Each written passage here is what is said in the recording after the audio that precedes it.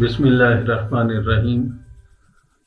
अब हम ये ओ लेवल का परसेंटेजेस का एक जो इनिशियल जो बेसिक चीज़ें थी वो हम कर चुके हैं और अब हम नेक्स्ट इसका ये करेंगे इंक्रीजिंग एंड डिक्रीजिंग परसेंटेज कि अगर परसेंटेज में कोई इंक्रीज हो रहा हो या डिक्रीज हो रहा हो तो उसको किस तरह से हमने हैंडल करना है। तो उसमें ये जो है यहाँ पे ये देखें परसेंटेज इंक्रीज और डिक्रीज, तो इसको हम ये इसको सिर्फ ये जो क्वेश्चंस के साथ ही मैंने इसको रिलेट किया है कि किस तरह से सॉल्व करना है।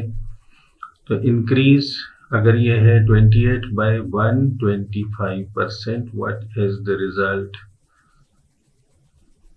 देखिए इसके दो तरीके हो सकते हैं। एक तो ये है कि 28 को 125% इंक्रीज करें तो 125% ऑफ यानी मल्टीप्लाई 28, तो 25 टाइम्स 4 और 25 टाइम्स 5। इस 4 को अगर हम ये 28 के साथ कैंसिल करें 7 बचता है, तो दैट बिकम्स 35। तो इंक्रीज 35 है, तो इंक्रीज्ड वैल्यू आफ्टर इंक्रीज, चलिए यूं कह लेते हैं कि इंक्रीज जो है इसका वो 35 है, यहाँ पे इंक्रीज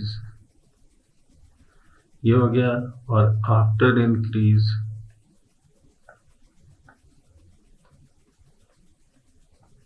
तो इंक्रीज करने के बाद पहले 28 था, उसमें 125% इसका यानी 35 इंक्रीज किया, तो दैट बिकम्स 63। अब जो दूसरा इसका तरीका हो सकता है वो रेशोज के साथ। ये देखें पहले भी जैसे मैंने कहा था कि रेशो आपके बहुत काम आता है यहाँ ओ लेवल्स के मैथमेटिक्स में एटलीस्ट। तो अब दूसरा तरीका अगर रेशो से हम करें तो ओरिजिनल वैल्यू जो है, वैल्यू अगर 100 हो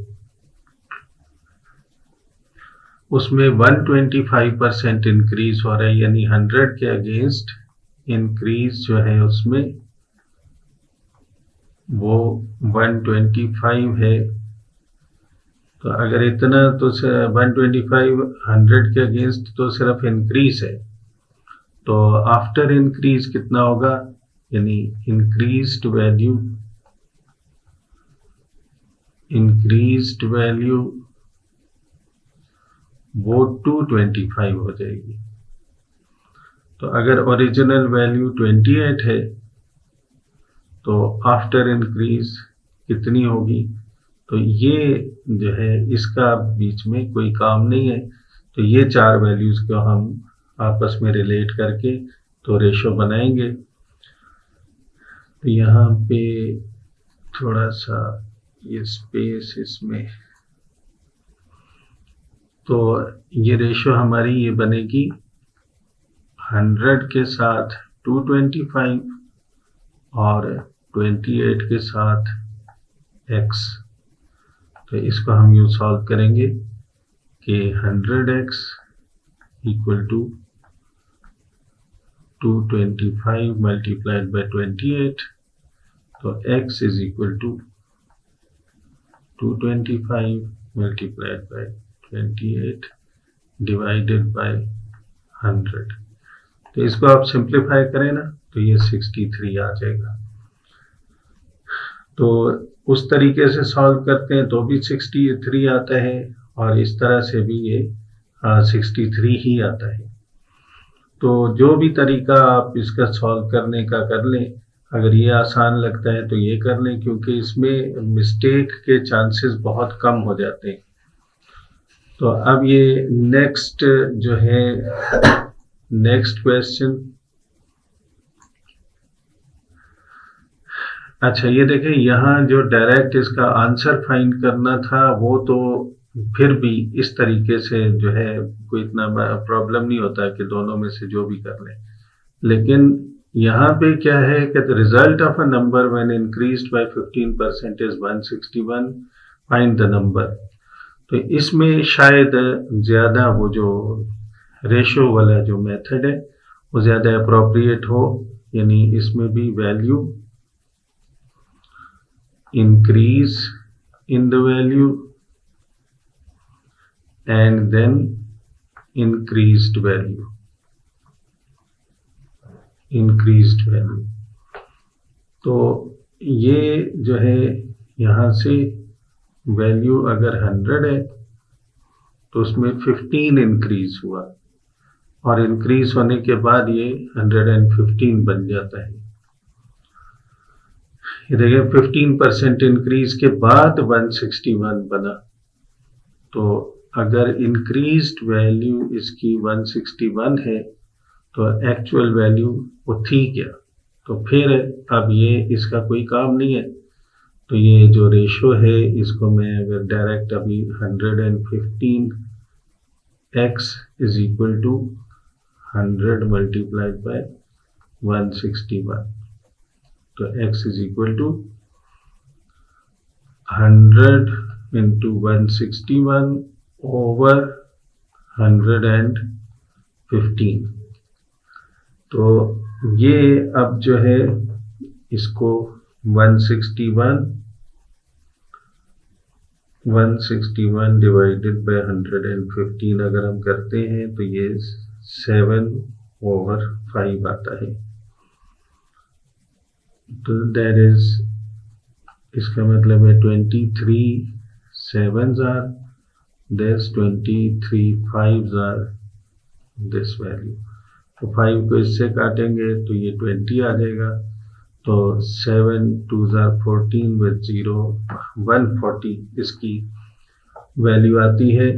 यानी ये क्वेश्चन को दोबारा अगर हम देखें तो वो कह रहा था कि result of a number is this, कि किसी भी नंबर को हम अगर सॉल्व करते हैं तो उसका रिजल्ट 161 है। तो अगर रिजल्ट 161 हो तो इसको जो है वो नंबर क्या था, तो वो नंबर हमारा ये जो रेशो से हमने सॉल्व किया तो वो 140 आता है। दूसरा तरीका इसका ये हो सकता है कि वो x, वो नंबर को x ले लें प्लस 15% ऑफ x, तो उससे भी हम कर सकते। तो अगर करना है ये भी मैं दूसरे तरीके से भी करके बता देता हूँ। इसमें हम ये करेंगे कि let the original number be equal to x। तो गिवन क्या गिवन है कि x को जब 15% इंक्रीज किया, 15% ऑफ x, इट बिकम्स 161। तो ये 115x ओवर 100 एलसीएम लेंगे तो वो मैंने डायरेक्ट लिख दिया है। तो ये x is equal to 161 multiplied by 100 cross multiply over 115। तो ये देख लें वही जो है इसका भी वही एक्सप्रेशन बन जाता है। तो x इज इक्वल टू 140 जब इसको सॉल्व करेंगे तो ये दो मेथड्स। अब कुछ बच्चों को ये आसान लगता है, कुछ को ये आसान लगता है, जैसे आपको जो भी आसान लगे आप उस तरीके से इसको सॉल्व कर सकते हैं, कोई पाबंदी नहीं होती है कैसे करना है। फिर अब ये है the result of a number when decreased bye 20% is 192, find the number. इस दफा डिक्रीज हुआ है यानी जो ओरिजिनल वैल्यू है वो अगर 100 है तो 20 उसमें से माइनस हो गया तो डिक्रीज्ड वैल्यू जो है वो 80 बनती है। तो अगर वो वैल्यू 192 है तो क्या नंबर था जो ये डिक्रीज होके 192 बना है। तो इसको फिर उसी तरह से ये 80x is equal to 100 multiplied by 192, तो x is equal to 100 into 192 divided by 80। तो ये 1 0 ये कट गया और ये आ जाएगा 8 2s are 16 और 8 4s are, तो 24 जो है इसका आंसर आएगा। अगर इसको 8 के साथ अगर हम कैंसिल करें तो 10 मल्टीप्लाइड बाय 24 दैट इज 240। तो ये 240 वो वैल्यू है जो कि 20% डिक्रीज होने के बाद 192 बच गई थी। तो इसको जो है अब हम नेक्स्ट, ये एक पास्ट पेपर का क्वेश्चन मैंने यहाँ पे लिया है, तो इसको देख लेते हैं कि पास्ट पेपर में इससे मिलते जुलते क्वेश्चंस किस तरह के परसेंटेज वाले। ये है the length of a rectangle is 8 centimeter. It is increased by 150%. तो ये 150% इसको इंक्रीज किया है। तो कैलकुलेट द न्यू लेंथ, इसको फिर वही हम करेंगे। लेंथ उसकी पहले 8 थी, 8 plus 150% of 8 is equal to new length L कर लेते हैं। तो ये 8 प्लस 0 कट गया, 5 2s are 5 3s, तो 2 4 3 4s are 12 प्लस 8, तो न्यू लेंथ इज 20 सेंटीमीटर्स। क्योंकि इंक्रीज 150% है, यानी जितना भी वो है मोर देन 100% हो सकती है। ये जैसे कोई प्रॉफिट भी मोर देन 100% पॉसिबल है। अगर कोई चीज समझो 100 रुपीज की कोई खरीद के और उसकी वैल्यू के हिसाब से अगर उसको वो 250 रुपीज की बेच दे, तो इसका मतलब है profit is more than 100%, that will be 150%। तो ये पॉसिबल है। तो ये एक पास्ट पेपर में क्वेश्चन था, वो हमने देखा है अभी। और अब जो है ये एक और पास्ट पेपर ही का क्वेश्चन है, इसको देखते हैं कि क्या इसमें भी परसेंटेज के हवाले से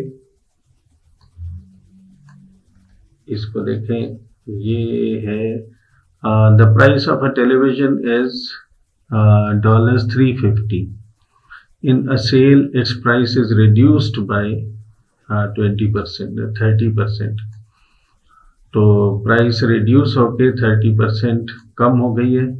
तो क्या करना है, calculate the sale price of the television. अब सेल प्राइस यानी जो कम हुई है तो कितना रह गया। इसको भी अगर हम यूं करें कि पहले 100 थी प्राइस, वो 30 उसमें से कम हो गई तो बाकी 70 रह गई। तो अगर पहले 350 थी तो अब कितनी हो गई सेल में, तो x is equal to 70 multiplied by 350 divided by 100। तो ये दो जीरोस ये कट जाएंगे, तो 7 5s are 35, 3 आ गया, 7 3s are 21 प्लस 3 24। तो इसका मतलब है the price new price is 245 अगर 30% कम होती है तो। जी, the exchange rate between dollar and euro. अब ये एक ही क्वेश्चन के अलग अलग पार्ट्स हैं। ये करेंसी वाला तो टॉपिक हमने अभी तक करना है, लेकिन फिर भी इसको रेशो के तौर पे, वो तो रेशो से आप कुछ भी कर सकते हैं। तो the exchange rate between dollar and euros is $1 to 0.8 euro. तो इसको, ये यूरो और डॉलर की रेशो, तो $1 0.8 यूरो। तो अगर 275 डॉलर्स हैं, सॉरी पहले मैं सही जगह लिख रहा था, तो ये जो है 275 डॉलर्स हैं, इसको यूरो में चेंज करना है तो इसके नीचे x लिख देंगे। तो 1 into x is equal to 0.8 multiplied by 275। तो 275 को अगर हम 0.8 times 0.8 multiplied by 275, तो ये 220। तो इस तरह ये 220 यूरो मिलेंगे अगर 275 डॉलर्स हो तो उसके इस एक्सचेंज रेट से। तो ये नाम अलग अलग हैं, काम एक ही हुई, रेशो से आप ये कर सकते हैं। Ayesha buys a new car, cash price उस कार की ये है, और क्रेडिट टर्म्स इसमें ये मेरा ख्याल है कि इसको बेशक अभी छोड़ दें, ये हायर परचेज वाला जो है इसको अलग से एक्सप्लेन करके फिर हम कर सकते हैं। अब नेक्स्ट है डिस्काउंट। तो डिस्काउंट आप देखें, ये तो ऐसे होता है कि अक्सर ऐसे कोई टैग किसी भी उसके ऊपर लगा होता है, मतलब कोई भी प्रोडक्ट हो सकती है उसके ऊपर इस तरह का टैग लगा होता है कि 3200 प्राइस थी, इसको क्रॉस किया होता है, और नीचे उसका समझो अगर 30% इसका कम कर दें तो 3200 का जो है ये 2240। तो यहाँ पे 30% ऑफ, 30% ऑफ का मतलब है ये लिखा होगा 2240, या तो ये लिखा होगा या लिखा होगा 30% ऑफ है। तो सेल प्राइस जो है, अब ये मार्क्ड प्राइस क्या है, मार्क्ड प्राइस, तो ये जो 3200 है ना, ये इसकी असल में मार्क्ड प्राइस है जो मार्क की हुई थी इसके ऊपर। इसको मैं दोबारा यूं लिखता हूं कि ये जो है ऐसे टैग लगा होगा और टैग के ऊपर प्राइस लिखी है ₹3200। तो ये जाहिर है ये क्या चीज है, ये मार्क्ड प्राइस है ना, यानी मार्क किया हुआ इसको, और साथ नीचे लिखा है 30% ऑफ। ठीक, तो 3200 का 30% ऑफ के बाद सेल प्राइस इसकी क्या हो जाएगी, सेल प्राइस। तो इसमें से इसका 30% माइनस करें तो दैट इज 2240। तो सेल प्राइस जाहिर है मार्क प्राइस से कम होगी, तो 2240। मार्क प्राइस अगर 3200 है तो सेल प्राइस ये होगी। तो अब ये जो मार्क प्राइस ज्यादा होती है, सेल प्राइस कम होती है, उसी को डिस्काउंट बोलते हैं ना, कि डिस्काउंट का मतलब है जो भी प्राइस उस पर लिखी हुई है। तो आप जब भी अगर शॉपिंग भी करते हैं तो शॉपकीपर से, सेल्समैन से आप कहते हैं कि इस पे डिस्काउंट क्या है, तो वो उसका मतलब है कि डिस्काउंट के बाद जो प्राइस होगी वो उसके ऊपर लिखी हुई प्राइस से कम होगी। तो मार्क्ड प्राइस में से सेल प्राइस जब आप कम करें, माइनस करें, तो उससे पता चलेगा डिस्काउंट कितना है। जैसे ये मैंने वैसे ही रैंडमली लिखा है कि 3200, तो सेल प्राइस ये है, तो अब 3200 में से अगर ये सेल प्राइस को हम माइनस करते हैं तो 960, इस केस में अगर ये प्राइस है तो ये जो डिस्काउंट होगा वो 960 हो गया, यानी इन दोनों का जो सम है दैट इज इक्वल टू 3200। और अगर इसमें से इसको माइनस करें तो ये डिस्काउंट आ जाता है। तो it can be represented by this equation, mark price minus sale price that is equal to discount. तो ये तो मैंने एक्सप्लेन करने के लिए ये लिखा है। तो अब इसको जो है ये क्वेश्चन, जो एक्चुअल क्वेश्चन है वो हम सॉल्व करते हैं कि वो किस तरह से होगा। तो ये जो है जी, क्वेश्चन कह रहे हैं कि in a sale a shopkeeper reduced the marked price of his goods by 20%, यानी परसेंटेज डिस्काउंट कितना है, परसेंटेज डिस्काउंट वो हो गया 20%। तो the marked price of a book was $20. Marked price is equal to $20. तो डिस्काउंट उस पर कितना बना, 20% डिस्काउंट, तो 20% ऑफ 20, तो ये दो जीरोस कट गए तो $4 का डिस्काउंट बन गया। तो discount is equal to 4। Calculate the price in the sale, तो सेल प्राइस अब क्या हो गई, mark price minus discount that is equal to sale price. तो $4 यानी 20% ये जो है ये $4 बनता है। अच्छा, ये तो एक तरीका है। दूसरा तरीका जो मैंने आपको बताया पहले भी रेशो से, कि अगर 100 वाली चीज है 20 डिस्काउंट के बाद वो 80 की मिल रही है, तो अगर उसकी एक्चुअल प्राइस ही 20 है तो कितने की मिलेगी। तो ये देखें, इसको जो है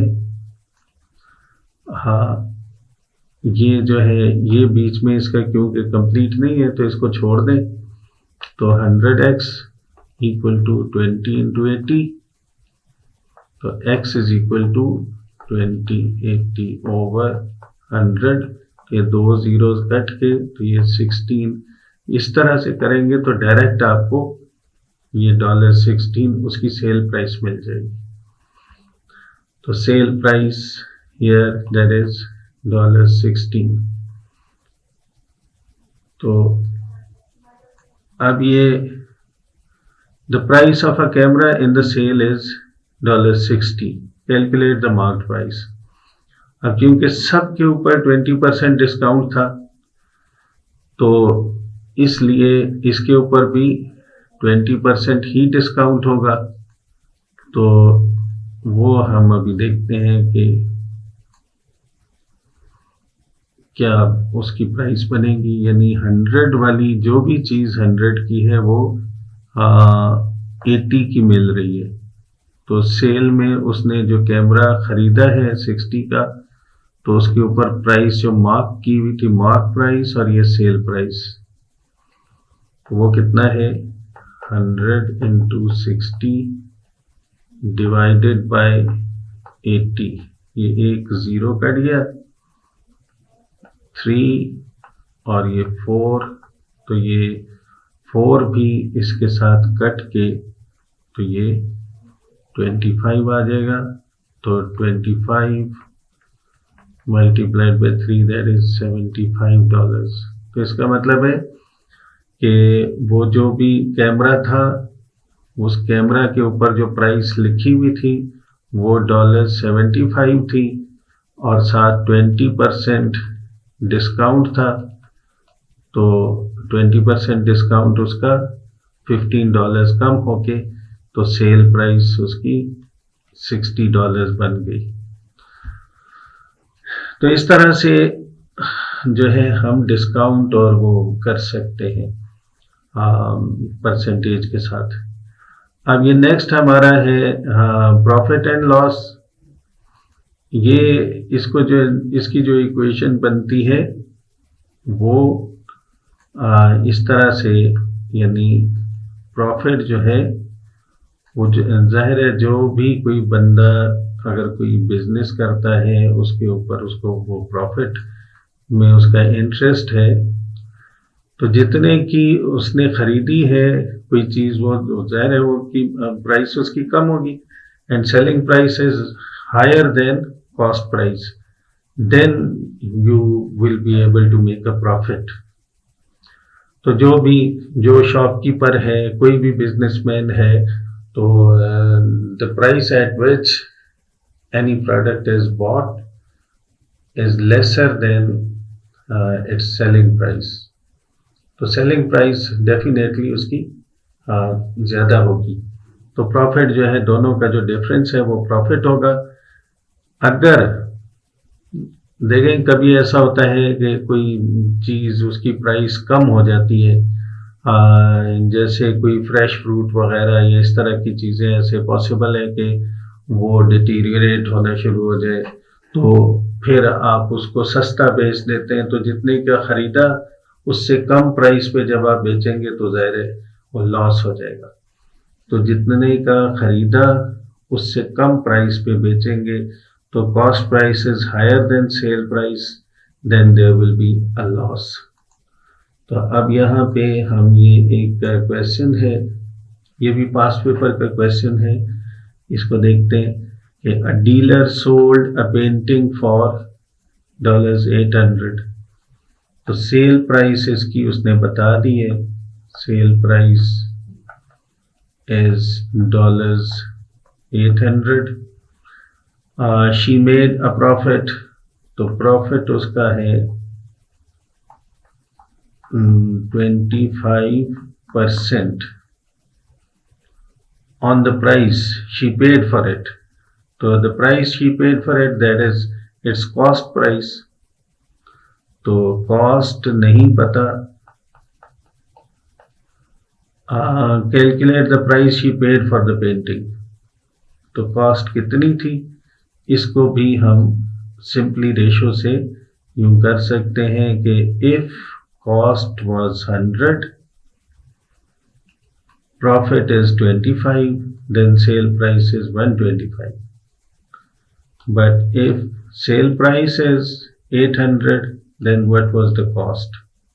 तो इसका अभी काम नहीं है बीच में, तो x is equal to 800 multiplied by 100 divided by 125, तो 25 4s 5s 16 5 160, तो ये उसकी जो कॉस्ट प्राइस थी वो $640, तो इसका मतलब है कि वो उसने 640 का खरीदा उसको, तो इसका 25% उसमें ऐड करके तो ये 800 का उसने बेचा।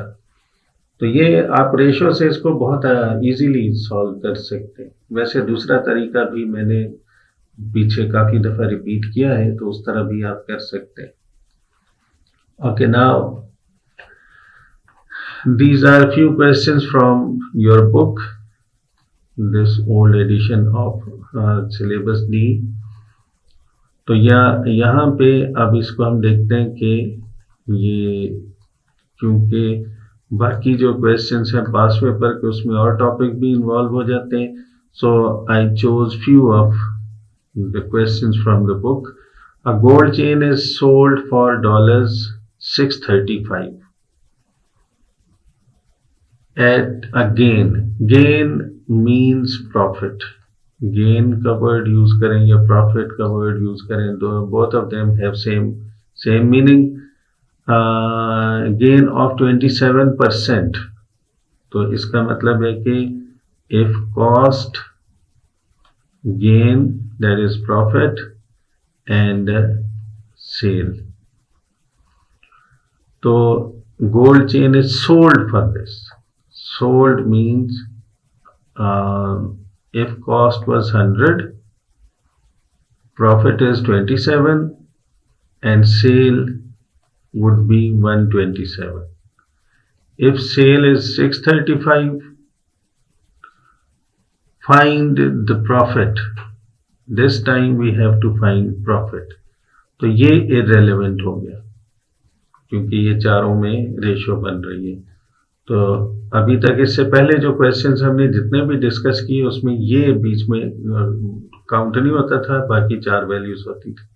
This time cost is away from this calculation. So x is equal to 635 multiplied by 27 divided by 127. So when we calculate it, its value becomes $135. 135 is the profit. तो अगर प्रॉफिट 135 हो गया, इतने का बेचा, तो इसका मतलब है कि कॉस्ट प्राइस इज $500. 500 का बेचा, 135 प्रॉफिट हो गया and it is sold for 635. Okay, now this is another question. ये भी जरा समझने वाला है कि इसको आपने देखना है कि ये पूरी बात समझ आ जाए. तो ये कंसेक्यूटिव परसेंटेज का क्वेश्चन है. consecutive percentages.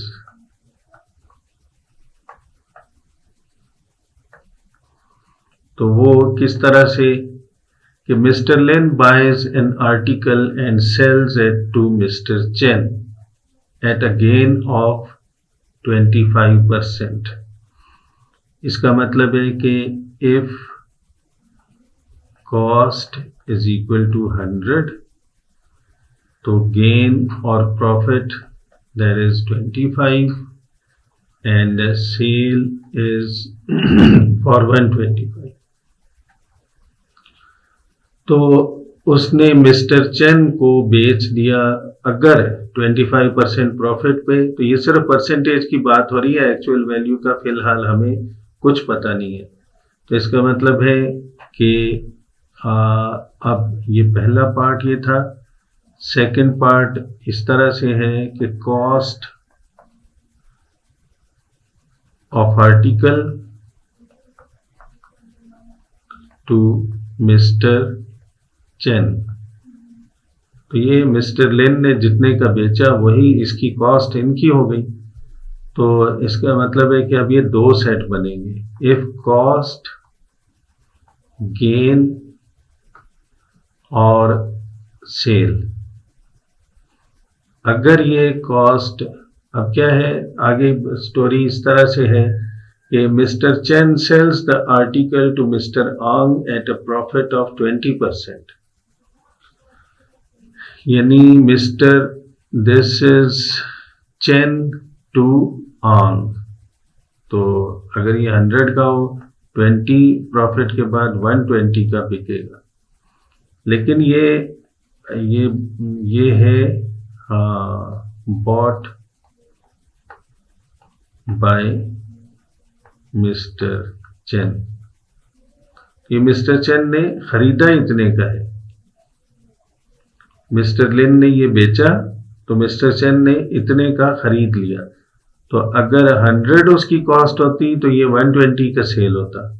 लेकिन अब कॉस्ट इस वक्त वो पहले से ही 125 है.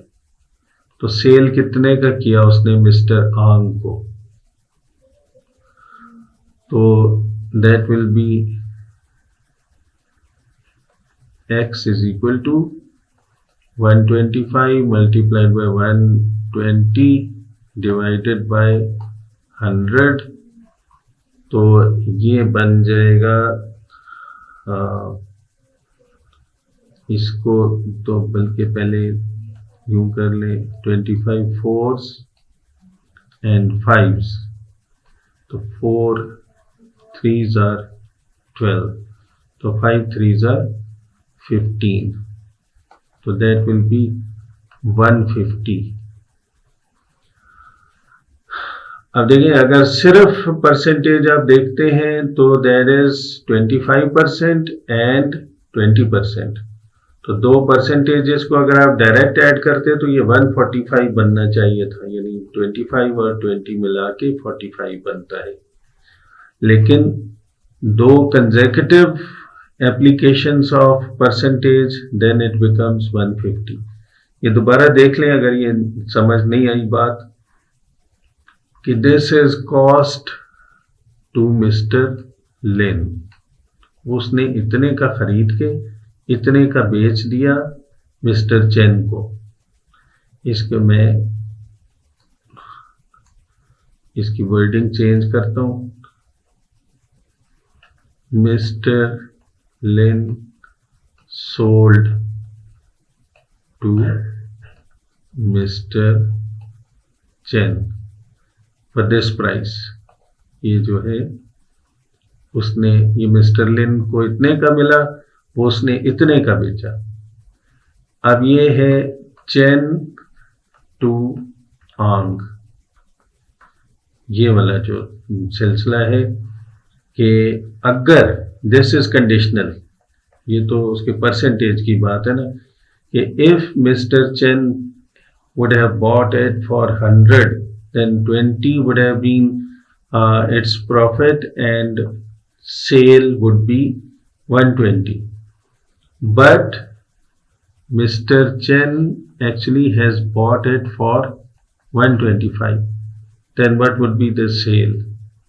तो उसको हमने यूं किया, ये क्रॉस मल्टीप्लिकेशन इस तरह से, तो 125 मल्टीप्लाइड बाय 120 ओवर 100, तो दैट इज 150। अच्छा, अभी तक ये कंप्लीट नहीं हुआ, क्योंकि आगे how much money did mister Lane pay for the article if mister Ang pays 360। यानी ये जो 100 की चीज थी, ये मिस्टर चेन से होते हुए मिस्टर आंग तक ये 150 की पहुंची। अब लेन टू आंग, जो चीज इसको 100 की मिली थी, इसको मिली है वो 150 की। तो अगर एक्चुअल प्राइस उसकी 360 है, तो what would be the cost to mister Lane? तो there is x is equal to 100 multiplied by 360 divided by 150। इसको आप कैलकुलेट करेंगे तो दैट वुड बी